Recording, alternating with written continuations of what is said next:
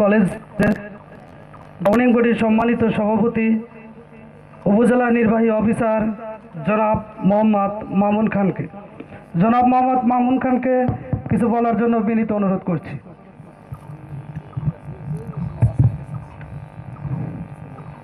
ধন্যবাদ।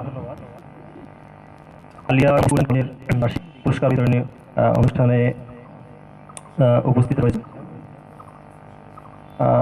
অস্ত্র প্রতিষ্ঠানের সভাপতি ও অধ্যক্ষ জনাব বদরুল আলম স্যার, বিশেষ অতিথি হিসেবে উপস্থিত প্রতিষ্ঠানের সাথে সম্পৃক্ত দাতা সদস্য এবং শুভানুধ্যায়ীবৃন্দ, অত্র প্রতিষ্ঠানের সম্মানিত শিক্ষক মণ্ডলী, অভিভাবক মণ্ডলী এবং আমার প্রিয় শিক্ষার্থীবৃন্দ, সকলকে জানাই আন্তরিক শুভেচ্ছা, অভিনন্দন এবং একই সাথে সালাম। আসসালামু আলাইকুম।